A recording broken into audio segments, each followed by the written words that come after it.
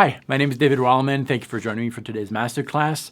Today is all about bends, and in this video we're going to talk about how to utilize the bending technique in maybe a fresher way. Instead of targeting the same notes all the time, I'm talking about targeting the fifth and the root. If that doesn't make sense, that's coming up. We're going to try to target other notes and even notes that are outside of the scale. Anyways, it's going to be a fun lesson. Grab your guitar. This is kind of interactive. I want you to try the concepts as you're watching this video. If anything, you'll have, a 10-minute little practice session, and that's always a good thing. Grab your instrument and let's get started. All right, so this is kind of an interactive thing where I would love for you to have your guitar, and as I'm going through some improvisation concepts and different things, you can try them out, and most importantly, once this class is over, take these ideas and really incorporate them into your own playing.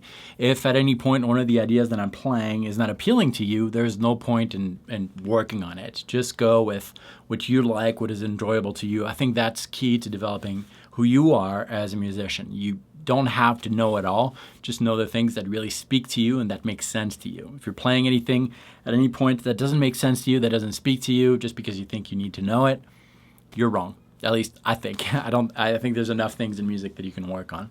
So for this, I've got my guitar, obviously. I'm going through an XFX2, plugged straight into my computer. I also have a MIDI keyboard that is controlling string patch on Logic Pro 10.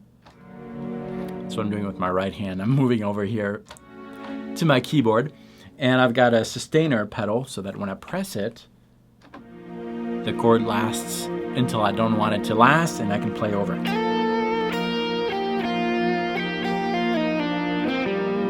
And that's what we're going to use. So we're going to talk about bends mostly, and how to avoid sounding like this. If I play an A minor 7 chord, most players are very comfortable with these types of bends. And this one. And actually, a lot of players just stop there. They just bend this note and this one. We need to ask ourselves why first. That way we can maybe expand on other things. Well, the reason is a comfort reason, because those two bends are bended usually with the ring finger, and the ring finger can be helped by the middle just below and the index just below. That's more strength, and you can wrap your thumb around. And that's fine. And these bends that I just played are usually extracted from the first position of an A minor pentatonic, or any key minor pentatonic, D minor pentatonic, E minor pentatonic, whatever key you're in. But in this case, A minor pentatonic, the first position. And we usually bend these notes because they just fall under the fingers really well. That's where all these types of licks are extracted from, and it's a comfort thing. That's okay, it sounds okay, but what's happening really is that we're always hearing the same intervals, distance between two notes that are triggered. If we bend this one on the 3rd string, 7th fret, we are really bending the 4th to make it sound like a 5th. And if we bend on the 2nd string, 8th fret, we're bending the minor 7th so that it sounds like the root. And that's okay. So really, we're bending to the 5th and we're bending to the root, and those notes are very stable notes. They're very comfortable notes. On an A minor 7, it sounds very, very stable. I'm basically landing on notes of the chord. And that's fine, but it's not very, very colorful. So we're going to try to avoid that. But that was just to explain why those types of sounds are always coming back.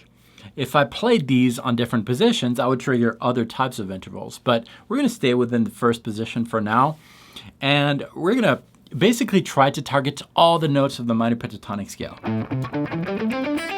So that's 5 notes: the root, the minor 3rd, the 4th, the 5th, and the minor 7th. And we're going to target them from a half step below. So in essence, we're taking our shape a half step below, so 1 fret below, and bending that slightly so that it sounds like the landing note. That's the first step. So if we do this over the chord, this is what we have. It's my A minor chord.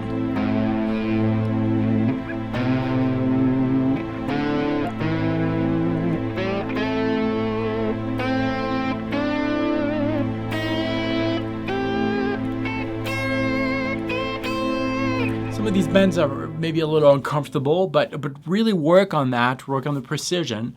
And obviously when we're playing, we're not just going to play that lick, but we're going to use those sporadically within our improv, and that's really going to start to bring some interesting colors. Let me improvise a little bit using purely the minor pentatonic scale. Maybe I'll add the blue note here and there. And every once in a while, I'm gonna target one of these notes, but from a half step below. And you'll see that it's starting to open up a little bit the sound of the pentatonic scale.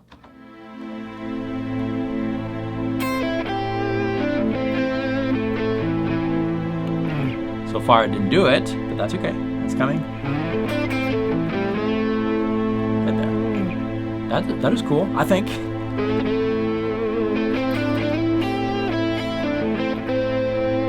Here it is again. See that note, even though I'm playing a note of the pentatonic scale, approaching it from a half step below, even if I don't hear the rise of the note,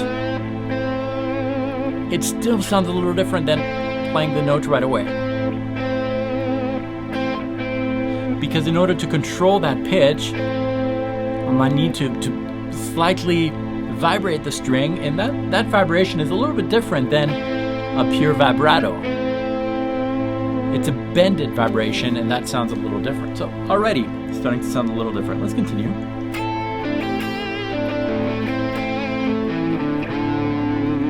That's interesting. Why? Because we might not be used to that bending to the fourth. But all the notes are valid notes, I think.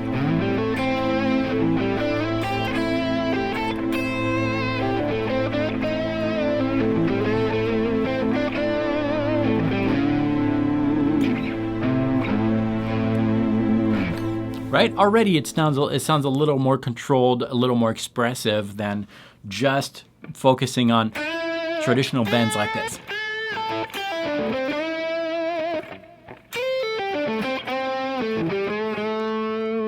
Like that. It's already adding some expression. There's something else we could do with this type of technique where you're bending a half step bend to reach a note, and that's landing on a note and then following that note by the half step bend. So in essence, target this note, for example, within the minor pentatonic. I'll play the note, slide down a half step, and bend that note to reach the note I started on. And if you tie these two notes with a little slide, and you add that particular technique within an improv, I think that sounds really interesting too.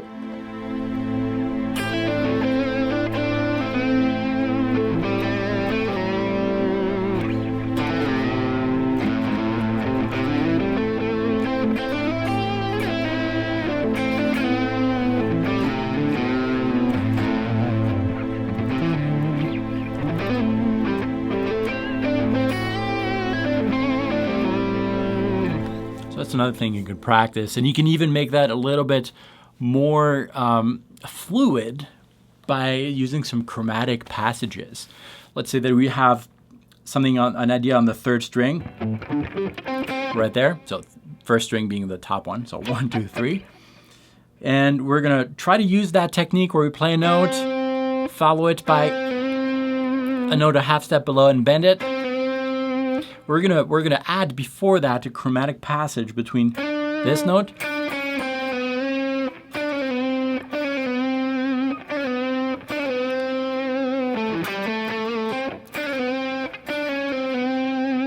like that, and that kind of thing can also sound very expressive. And you can do that chromatic thing between any notes of the pentatonic scale and any string.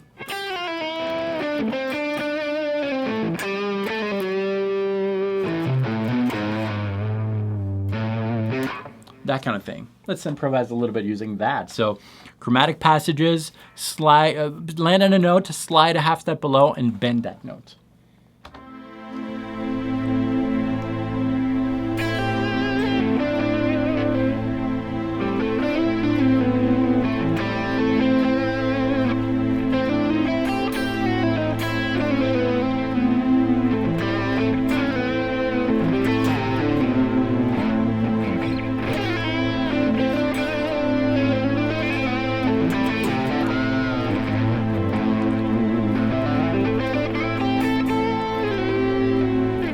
Okay? Already more expressive than the traditional pentatonic type of thing. It's adding a lot of expression to your playing. Let's now talk about pitches. We just used some half-step bends, right? Bending a half step below to reach a note of the pentatonic scale. Well, let's talk about full steps, full step bends, which we're doing really with the traditional bends here on the third string, from the fourth to the fifth, and from the minor seventh to the root. Those are full step bends. We're bending a note so that it sounds a full step above. That's 2 frets above. Well, if it's a full step above, that's 2 half steps above, right? That's 2 notes above. From this note to this note, we also have this note in between. Why not, instead of bending kind of fast so that you only hear the starting note and the landing note, why not slow it down? We can hear all the different pitches, even the quarter steps. We're hearing everything, but why not control that so that now, instead of hearing just the starting note, the landing note, we hear the note in between. That takes more control.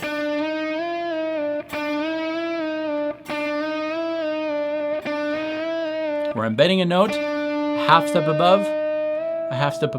If you're unsure, do the bend and check.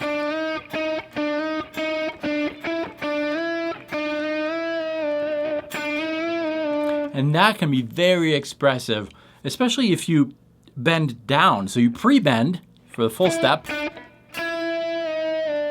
and pre-bend in steps like that, in half step.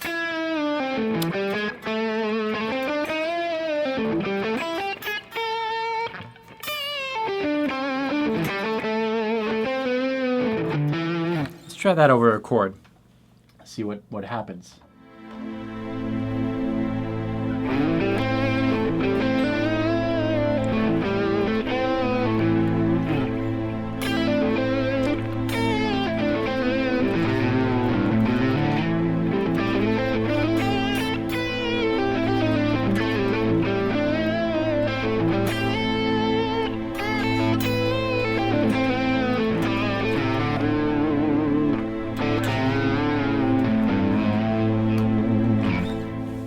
That adds a lot, right? It still sounds comfortable in terms of pitches because we're still focusing on that minor pentatonic scale. But we're adding all these different spices to it with those bends, bringing out all the other notes. It's almost as if we had our pentatonic skeleton, 2 notes per string for the first position. And if we tie those 2 notes per string with chromatic passages,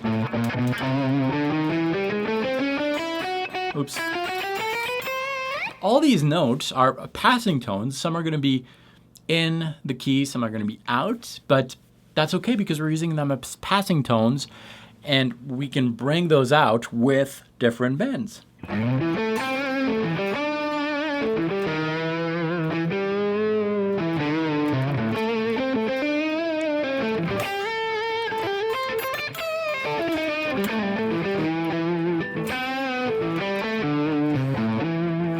And that's really the object of this experimentation. Even though we only focused on the first position of a minor pentatonic scale, you can take this and apply it to anything else.